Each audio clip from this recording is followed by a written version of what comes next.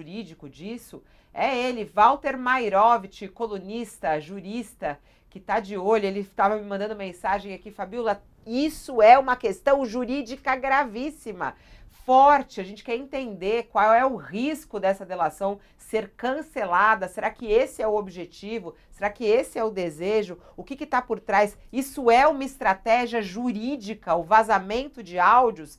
Bom dia, professor Mairovich. Bom dia, Fabiola, Josias, Thales. Pena que a Carla já foi embora, mas ficou abraço. Ô, Fabiola, vamos deixar a coisa bem clara, tá?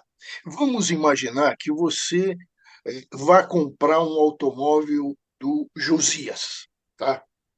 O que vocês estão fazendo? Um contrato. Atenção, um negócio jurídico. O que o Cid fez? Fez um contrato de colaboração de justiça. Foi isso que ele fez. Ele fez esse contrato com o Moraes, com alguém do Supremo Tribunal Federal? Não, não. Qual é a intervenção da Justiça pelo Supremo Tribunal Federal? É simplesmente homologar esse acordo. E isso se dá por uma sentença. O Moraes, no caso, o juiz Moraes, atua, atenção, super partes. Ele não é parte. Juiz algum em processo é parte. Ele é sujeito disso. Ele está super partes. Ele homologa. Para ele homologar, ele vai entrar e vai falar: ô, Fabiola, tem uma batidinha aqui do lado esquerdo do painel do carro do Josias. A roda de trás está balançando. Não, ele não se mete no negócio jurídico. Ele simplesmente analisa.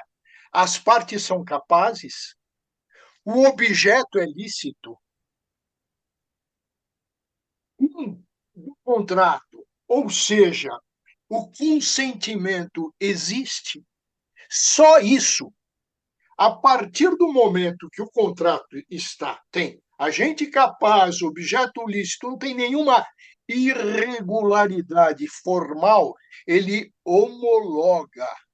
Ele homologa. Só isso. Ele não se mete e fala: olha, aqui não tem um bom negócio, não. O preço tem que ficar mais baixo. O prêmio é exagerado. Não. Ele Agora, homologa.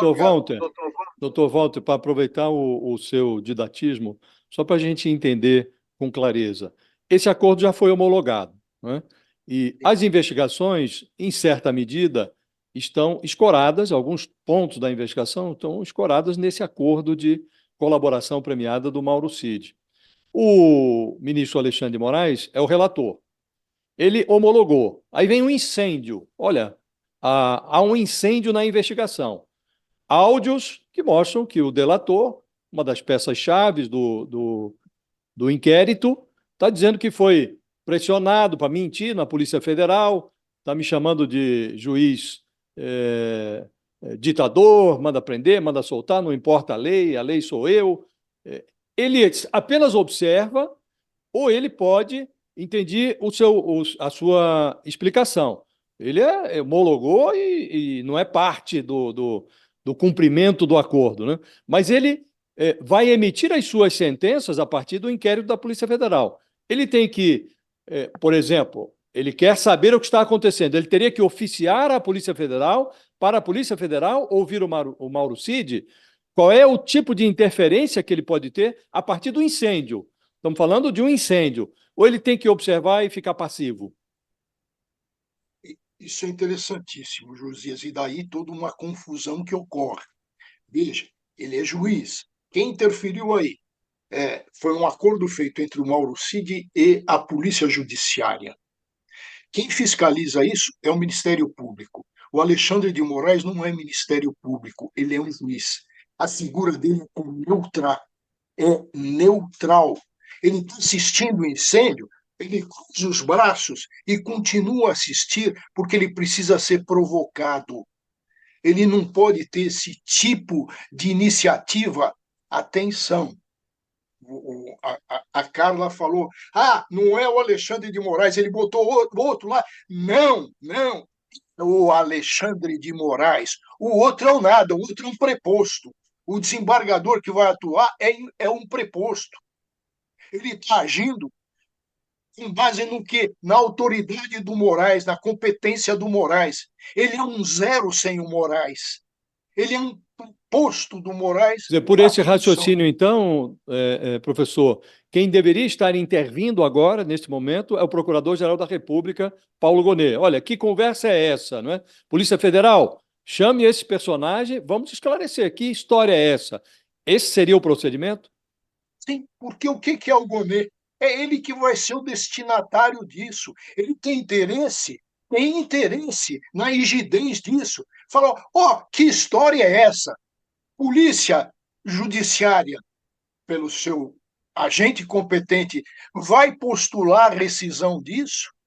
É interessante para o Ministério Público que se rescinde e aquela prova fortíssima decorrente da delação vai virar, se for rescindido, atenção, uma mera informação. Há interesse do Ministério Público sobre a rescisão? Vamos rescindir isso aí por um emocional da polícia? O que esse cara está falando? Não é assim. Não é assim. O que se tem até agora, porque o contrato foi homologado, estava lá. A OAB não tem aquele lema corretíssimo, o advogado é indispensável à administração da justiça, coloco entre aspas. Sim, estava lá o advogado. O que está no vídeo é conversa mole, é uma jogada, está fora tem algum interesse. Josias, você que gosta de cinema, lembra de um filme do Totò, o grande mago do humorismo italiano, em que ele aparece em cena com o Di Filippo e fala: Estados Unidos é uma coisa, aqui é Nápoles, e aqui em Nápoles, aspas, desculpe o palavrão, mas é o Totò, nessuno é fezza. Traduzindo numa linguagem adequada, aqui não tem nenhum bobo. Aqui ninguém é trouxa. E não é que não. O professor Mairovich, então, só para a gente traduzir, o senhor e é muito interessante aqui trazendo o conteúdo jurídico, né? O Mairovich falando aqui, esse chamado de Alexandre de Moraes a Mauro Cid no gabinete dele é uma espécie de abuso de Alexandre de Moraes na sua análise, é isso? É um erro ele fazer isso? Em tempos de Robinho e de Daniel Alves, eu diria que é uma pisada na bola, é uma matada de canela. O Alexandre de Moraes tem sempre esse problema. Ele de juiz, de repente, ele passa a Ministério Público. Mas isso pode ser um fruto envenenado? Pode anular o processo? Isso pode ser um fruto envenenado? Não é o Alexandre de Moraes, Thales, não é um Alexandre de Moraes que vai anular isso por esponte própria, por ato dele. Não, ele é um observador privilegiado. Não, eu digo a atuação que vai examinar. Não, o que eu estou dizendo é a atuação do Alexandre de Moraes pode se tornar um fruto envenenado e anular o processo? Não, porque no inquérito não é processo, não existe anulação. Certo. Tá? Mas o que ele está plantando? Ele está plantando o impedimento dele. Esse ato dele.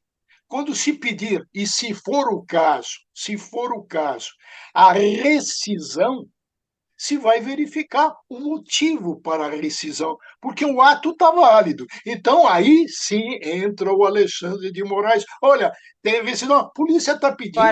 Agora veja, se é um contrato, isso é importante. Se é um contrato, qualquer das partes, quer o Mauro Cid, quer a polícia, podem postular a rescisão desse contrato. Eu dei o exemplo, a Fabiola e o Josias estão negociando a venda de um carro. Sim. Agora, professor Mairovich, vamos só para a gente entender melhor. A gente já analisou aqui agora a situação de Alexandre de Moraes, e aí o senhor falou do erro disso, e isso é muito interessante. O senhor falou, ele está plantando o impedimento dele, que é o que é pedido a todo momento pela defesa de Bolsonaro. Esquecendo essa atuação nesse momento de Alexandre de Moraes, que chamou Mauro Cid a 1h da tarde no gabinete dele. Olhando agora para os áudios divulgados ontem por Mauro Cid, como é que o senhor analisa o conteúdo desse áudio?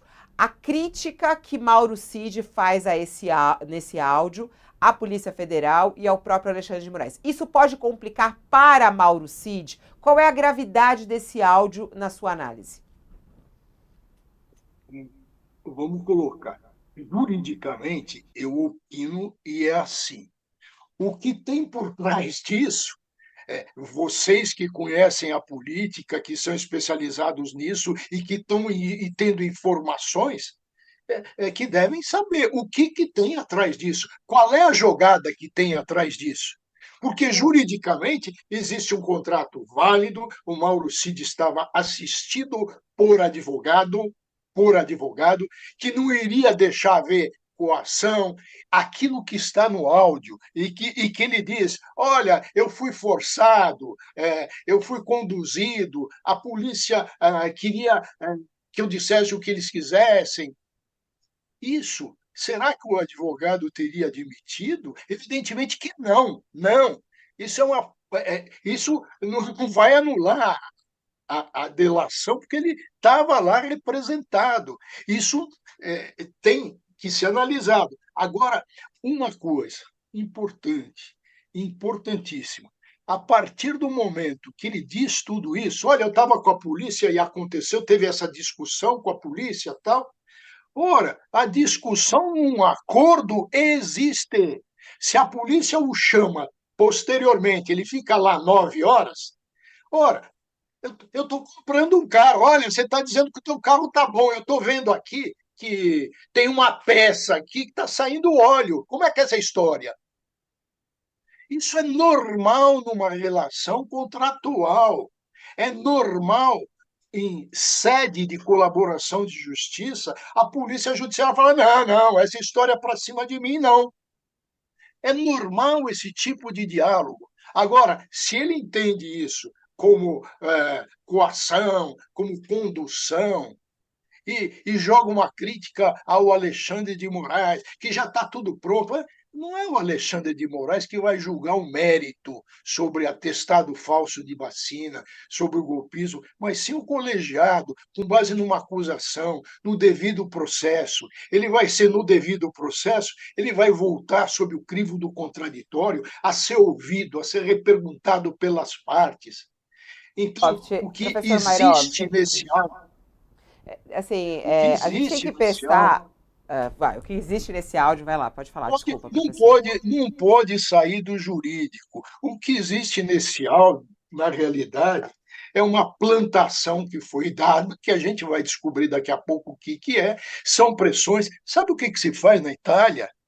E que de lá nasce tudo, né, com as máfias. Eu pergunto para você, o Mauro Cid é o Tommaso Buscetta?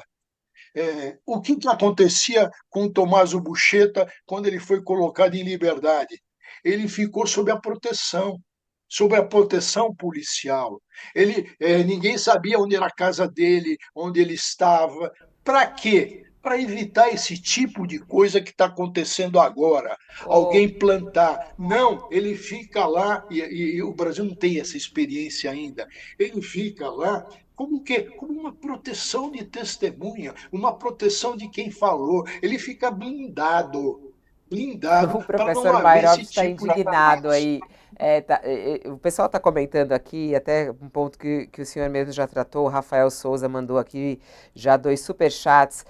Dúvida, Alexandre de Moraes está agindo como juiz ou como promotor de acusação? Você chegou a responder isso também, né, professor Mairovich? Que ele parece que volta ao Ministério Público, né? E o próprio Rafael escreveu aqui, o que a imprensa acha dos juízes já declarando os votos em palanques de universidades, em entrevistas, por meio de mensagens de jornalistas. Não está claro que o juiz já está com a sentença, com o voto pronto, antes mesmo do fim das investigações, que é o discurso, inclusive, do Mauro Cid no áudio, né? A narrativa está pronta, o juiz é a lei. E é isso. Então, quer dizer, a narrativa de Mauro Cid é essa mesmo? É o que está acontecendo? Tem que tomar cuidado também com isso, né, professor Mairovich? Porque Mauro Cid, ele tem várias investigações nas costas dele, acusado de vários crimes, né? Então tá aí, é alguém que está no banco dos réus praticamente, não é isso, professor? Está esperneando, está se fazendo tudo isso, mas agora tem que vir e tudo para o jurídico. O jurídico é que é a luz do farol. Agora, não pode, de repente, o Alexandre de Moraes passar a mão no farol e começar a iluminar e ir atrás como se ele fosse um xerife. Eu não gosto de falar isso favorece o bolsonarismo. Está na hora de se colocar a coisa no lugar. Nós temos um procurador-geral da República. Quem é o destinatário de toda essa operação?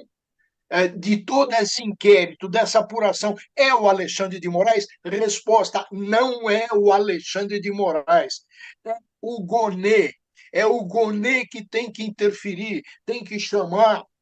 Quem? O Mauro Cid falou: olha, existe um contrato aqui, o senhor foi assistido por advogado, está vendo alguma coisa? O que é isso? Olha, tem um vídeo aqui que foi publicado pela revista Veja, o senhor tem a dizer alguma coisa? Vai a polícia que está junto, porque as partes do acordo, aí a polícia fala, procurador, olha, tem isso, qual é o objetivo? Ele falou com quem? Ele está falando com quem? A voz é dele, foi ele mesmo, é o senhor que falou.